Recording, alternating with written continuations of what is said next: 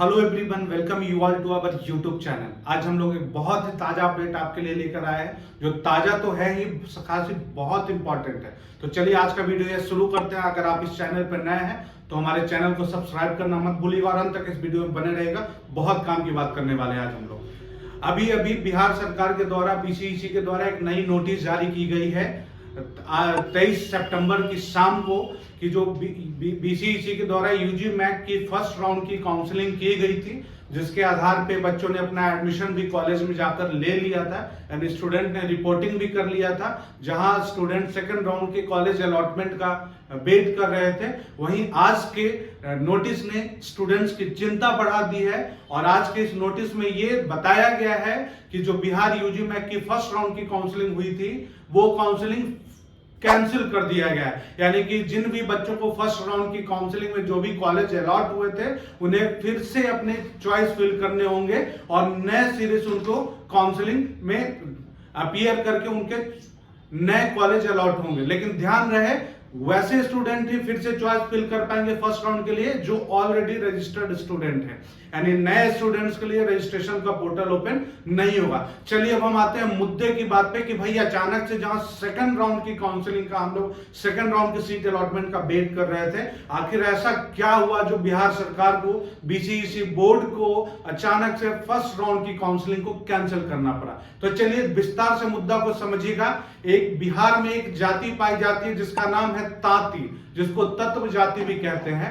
बिहार सरकार के कुछ दिन पहले आप समझ लीजिए कि अगस्त में एक नोटिस आया था जिसमें तांती जाति को उन्होंने एससी कैटेगरी में शामिल कर दिया था, जिसके लिए सुप्रीम कोर्ट में केस फाइल किया गया कि भाई ये कैटेगरी जो है ईबीसी कैटेगरी में आते हैं, इनको एससी में क्यों रखा गया। तो सुप्रीम कोर्ट में का जब फैसला आया कि वैसे बच्चे ईबीसी कैटेगरी में ही रहेंगे जो तांती जाति से बिलोंग करते हैं, तत्व जाति से बिलोंग करते हैं, तब जाकर के सुप्रीम कोर्ट के इस फैसले के बाद बीसीईसी बोर्ड ने वैसे बच्चों के लिए पोर्टल ओपन किया जहां पे जो बच्चे तांती जाति के थे और उन्होंने यूजी मैक रजिस्ट्रेशन के टाइम में अपना कैटेगरी एससी डाल दिया था, वैसे बच्चों को 17 सितंबर से लेकर 18 सितंबर तक उन्होंने अपना कैटेगरी एससी से ईबीसी में चेंज कर लिया, जिसके लिए पोर्टल ओपन किया गया था। यानी वैसे करीब आप समझ लो कि 30 बच्चे ही हैं जिन्होंने अपना एससी से ईबीसी में कैटेगरी को चेंज किया है। चूंकि ये सुप्रीम कोर्ट का आदेश था कि अगर आप तांती जाति से बिलोंग करते हैं तो आपका जो कैटेगरी होगा वो ईबीसी ही माना जाएगा। तो चूंकि एससी से ईबीसी में कन्वर्ट हुए 30 बच्चों के कारण ईबीसी का मेरिट लिस्ट गड़बड़ा जाएगा। सिर्फ ईबीसी का मेरिट लिस्ट नहीं गड़बड़ाएगा, पूरे बिहार के यूजी मैक रजिस्टर्ड बच्चों की मेरिट लिस्ट गड़बड़ा जाएगी। तो इसके कारण बीसीईसी बोर्ड को बहुत ही कड़ा निर्णय लेना पड़ा है, जो कि कई बच्चों के लिए बहुत चिंता का विषय है। जो बच्चे अपनी फर्स्ट राउंड की काउंसलिंग के बाद सीट अलॉट हो जाने के बाद अपना पेमेंट करके वो निश्चिंत हो चुके थे कि उनका एडमिशन हो चुका, उनके लिए बहुत बड़ा ये मतलब परेशानी का विषय है। लेकिन घबराना नहीं है, विस्तार से मैं आपको एक एक समाधान तक भी लेकर के चलूंगा। अभी आपको करना क्या है कि बीसीईसी की वेबसाइट पे यूजी मैक की revised rank card, UG MAC revised rank card 2024 update कर दी गई है। अगर आप बहुत चिंतित है तो सबसे पहले आप बीसीईसी के वेबसाइट पे जाइए और वहां पे आप revised UG MAC rank card download कीजिए और उसके अनुसार आप देखिए कि आपका नया यूजी मैक रैंक क्या है। क्योंकि पहले जो आपका रैंक था उससे कुछ तब्दीलियां आई हैं, कुछ बदलाव आए हैं, कुछ आगे पीछे हुआ है आपका रैंक। तो आपको सबसे पहले वेबसाइट पे जाके आपका रिवाइज्ड रैंक कार्ड आपको डाउनलोड करना होगा यूजी मैक का। और रैंक कार्ड डाउनलोड करने के लिए आपको कुछ नहीं, अपना यूजी मैक आईडी और अपना डेट ऑफ बर्थ वगैरह डालना होगा, आप अपना रैंक कार्ड डाउनलोड कर सकते हैं। लेकिन चूंकि अब आपका रैंक कार्ड रिवाइज होकर आया है, नया रैंक आपको दिया गया यूजी मैक के द्वारा, तो अब नॉर्मल सी बात है, ये कॉमन सी बात है कि भाई तो अब तो नए रैंक के आधार पे बच्चों को अलॉटमेंट मिलना चाहिए ना।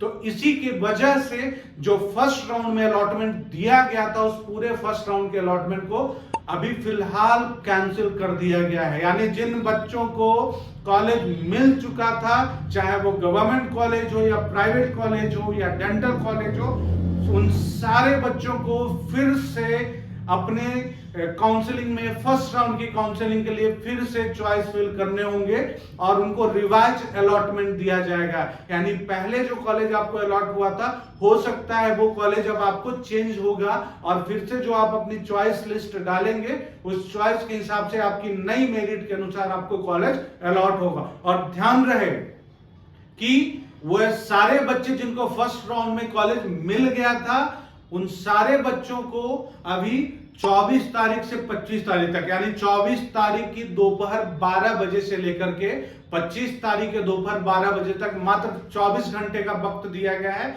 जिसमें आप अपने नए चॉइस को अपडेट कर सकते हैं। आपको अपना नया चॉइस अपडेट करना होगा, चॉइस लॉक करना होगा। उसके बाद 27 तारीख को आपको न्यू मतलब रिवाइज्ड अलॉटमेंट मिलेगा, यानी नया अलॉटमेंट आपको दिया जाएगा। हो सकता है कि जो कॉलेज आपको पहले मिला था वही कॉलेज फिर से अलॉट हो जाए, लेकिन यह भी संभावना है कि आपको कोई दूसरा कॉलेज यानी दूसरा चेंज करके कॉलेज अलॉट होगा। लेकिन 27 तारीख को आपको अलॉटमेंट, नया रिवाइज्ड अलॉटमेंट मिल जाएगा। घबराए नहीं, अभी भी वक्त है आपके पास। लेकिन ये वैसे बच्चों के लिए कोई अवसर नहीं है, आप घबराए नहीं। आपके अलॉटमेंट में बहुत ज्यादा फर्क इसलिए नहीं आएगा क्योंकि न्यू बच्चों के रजिस्ट्रेशन के लिए पोर्टल ओपन नहीं किया गया है, तो आप घबराए नहीं। बस जैसा कि निर्देश दिया गया है बीसीसी बोर्ड के द्वारा, अब 24 तारीख को अपना चॉइस फिल जरूर करें। उसके बाद आपको 27 तारीख को अलॉटमेंट होगा। ध्यान रहे, चॉइस फिलिंग के लिए मात्र 24 घंटे का समय दिया गया है। अगर आप 25 तारीख को दोपहर 12 बजे तक अपना चॉइस फिल और लॉक नहीं कर पाते हैं तो आप काउंसलिंग से स्वतः ही बाहर हो जाएंगे। और चलिए आगे की बात करते हैं। वैसे बच्चे जिनको फर्स्ट राउंड की काउंसलिंग में जैसे आप 24 तारीख को जो आप चॉइस फिल करेंगे, न्यू चॉइस फिल करेंगे, उसके बाद जो आपको रिवाइज्ड अलॉटमेंट मिलेगा, अगर उसमें आपको अपने संतुष्टि के लायक कॉलेज मिल जाता है तो आप वहां पे उसको अपग्रेडेशन नो करके आपको क्या करना होगा, अपने नोडल सेंटर या फिर अपने कॉलेज में जाकर के फिर से डॉक्यूमेंट वेरीफाई कराना होगा और वहां जाकर के एडमिशन की प्रक्रिया फिर से दोहरानी होगी। ध्यान रहे, अब मैं समझ रहा हूं कि आपके दिमाग में एक सवाल यह भी आ रहा होगा कि भाई वैसे बच्चे जिनका एडमिशन फर्स्ट राउंड में हो चुका है और उनके डॉक्यूमेंट्स उनके कॉलेज में जमा है, वो बच्चे क्या करेंगे? तो आप समझ लीजिए कि आपके लिए मौका है अभी भी। आपका जिस कॉलेज में अलॉटमेंट हो चुका था, यानी जिस कॉलेज में आपका एडमिशन हो चुका था और आपके डॉक्यूमेंट्स वहां जमा है, तो आप अपने कॉलेज के ऑफिस में जा करके आप अपना एक एप्लीकेशन लिखेंगे कि आपको अपना डॉक्यूमेंट चाहिए, तो आपके कॉलेज वाले, कॉलेज का मैनेजमेंट आपको सारा डॉक्यूमेंट वापस कर देगी। और ये डॉक्यूमेंट्स वापस लेना इसलिए भी जरूरी है क्योंकि दोबारा जो रिवाइज्ड अलॉटमेंट आएगा आपके लिए, क्या पता उस रिवाइज्ड अलॉटमेंट में आपके कॉलेज कोई दूसरे कॉलेज आपको अलॉट हो जाए। इसलिए अगर आपके डॉक्यूमेंट्स कॉलेज में जमा है तो समय रहते 27 तारीख की अलॉटमेंट से पहले आप अपना डॉक्यूमेंट अपने संबंधित कॉलेज से जाकर निकाल लें। दूसरी चीज, जो रिवाइज्ड अलॉटमेंट आपका मिलने वाला है, उस रिवाइज्ड अलॉटमेंट के बाद अगर आप अपने अलॉटेड कॉलेज से संतुष्ट नहीं रहेंगे तो आपके पास अपग्रेडेशन का भी ऑप्शन होगा, जहां पे अगर आप असंतुष्ट हैं तो आप अपग्रेडेशन को यस कर सकते हैं, अगर आप संतुष्ट हैं तो आप अपग्रेडेशन को नो करेंगे। अगर आप अपग्रेडेशन को नो करते हैं तो आपको संबंधित नोडल सेंटर और अलॉटेड कॉलेज में जाकर फिर से डॉक्यूमेंट वेरिफिकेशन का प्रोसेस कराना होगा और जो प्रोसेस आपने फर्स्ट राउंड के एडमिशन के टाइम में किया था वो पूरी की पूरी प्रक्रिया आपको फिर से दोहरानी पड़ेगी। तो और अगर आपको फर्स्ट राउंड से असंतुष्ट है और आप अपग्रेडेशन को यस करते हैं, तब आपको कहीं भी डॉक्यूमेंट वेरीफाई कराने के लिए जाने की आवश्यकता नहीं है। ध्यान रहे कि अगर आप अपग्रेडेशन यस या नो कुछ भी नहीं करते हैं और आप कॉलेज में अलॉट भी रिपोर्ट भी नहीं करते हैं, तो आप फर्स्ट राउंड की काउंसलिंग से स्वतः बाहर हो जाएंगे, यानी इसको फ्री एग्जिट माना जाएगा। इसलिए अपग्रेडेशन यस या नो करना बहुत जरूरी है। और फ्री एग्जिट, अगर आप यस या नो कुछ भी नहीं करते हैं, कॉलेज में रिपोर्ट नहीं करते हैं, तो आपको फ्री एग्जिट माना जाएगा। लेकिन आपके पास पुनः से सेकंड राउंड में नए चॉइस फिल करने और लॉक करने का ऑप्शन दिया जाए। लेकिन अगर फर्स्ट राउंड में आपने कुछ नहीं किया, अपग्रेडेशन यस या नो कुछ नहीं किया, तो सेकंड राउंड में आपको फिर से आपको चॉइस फिल करना होगा।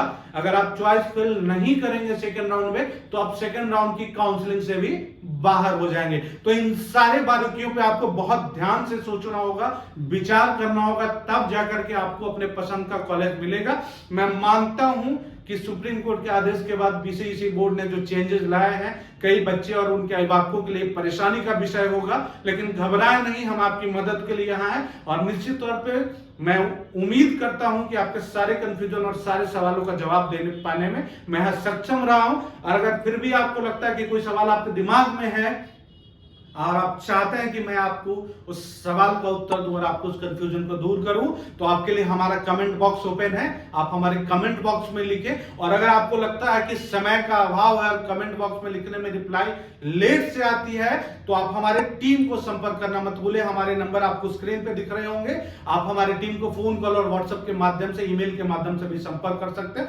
निश्चित तौर पे हमारा पूरा प्रयास होगा कि आपके साथ ये अभी जो नई परेशानी आई है इसमें हम भरपूर आपकी मदद कर सके।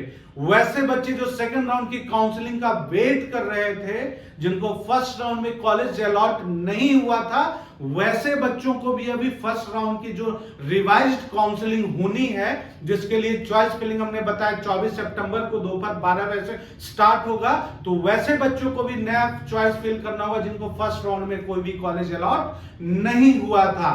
तो वैसे सारे बच्चे जो यूजी मैक की काउंसलिंग के लिए रजिस्टर्ड हैं, उन सारे बच्चों को revised UG MAC rank card download करना चाहिए और उसके बाद 24 तारीख से आपको नया चॉइस फिल करना चाहिए। अगर आप मेरिट लिस्ट में आते हैं तो आपको कॉलेज अलॉट होगा, अगर आप नहीं मेरिट लिस्ट में आते हैं तो आपको सेकंड राउंड के लिए आपको वेट करना होगा। लेकिन सेकंड राउंड की काउंसलिंग अब और डिले होने वाली है, क्योंकि अभी फर्स्ट राउंड की काउंसलिंग की प्रक्रिया 30 सितंबर तक चलेगी। यानी 27 सितंबर को जिन बच्चों का अलॉटमेंट आने वाला है उसको अपने कॉलेज में रिपोर्ट करने के लिए और डॉक्यूमेंट वेरिफिकेशन कराने के लिए 30 सितंबर तक का डेट दिया गया है। यानी 30 सितंबर के बाद ही नई सीट मैट्रिक्स आएगी और उसके अनुसार से सेकंड राउंड की काउंसलिंग का शेड्यूल जारी किया जाएगा, रिवाइज शेड्यूल जारी किया जाएगा। क्योंकि ऑलरेडी सेकंड राउंड की काउंसलिंग का जो शेड्यूल था जारी किया गया था, लेकिन उसको उस पे स्टे लगाया गया था। और अब चूंकि फर्स्ट राउंड में कंफ्यूजन आया, फर्स्ट राउंड की काउंसलिंग फिर से होगी, तो सेकंड राउंड की काउंसलिंग के शेड्यूल में अभी और डिले होगा। यानी रिवाइज्ड काउंसलिंग 30 सितंबर के बाद जारी की जाएगी। तो वैसे बच्चे जो फर्स्ट सेकंड राउंड की काउंसलिंग में अपने अलॉटमेंट का इंतजार कर रहे थे, वैसे बच्चों को भी अभी 24 तारीख को जो चॉइस फिल करना, उसमें अपने चॉइस फिल करने होंगे और करने चाहिए। चलिए अंत करते हैं इस वीडियो का। मुझे लगता है कि आपके सारे सवालों तक हम पहुंच पाए होंगे और आपको बहुत महत्वपूर्ण जानकारी दे पाए होंगे। हमारे इस प्रयासों को आपको समर्थन करना है, सहयोग करना है। आप इस वीडियो को अधिक से अधिक शेयर करेंगे ताकि अधिक से अधिक जरूरतमंद बच्चे और उनके अभिभावकों तक यह जानकारी पहुंच सके, क्योंकि बहुत कम समय है उनके पास चॉइस फिल और लॉक करने का और अलॉटमेंट का। और सबसे बड़ी बात, जिन बच्चों ने एडमिशन ले लिया था फर्स्ट राउंड में और उनके डॉक्यूमेंट्स संबंधित कॉलेज में जमा है, 27 सितंबर से पहले आपको अपने कॉलेज से जाकर अपने सारे डॉक्यूमेंट्स वापस लेने होंगे और न्यू अलॉटमेंट के अनुसार आपको फिर से डॉक्यूमेंट वेरिफिकेशन की प्रक्रिया से गुजरनी होगी। So students, thanks for watching, like, subscribe and share.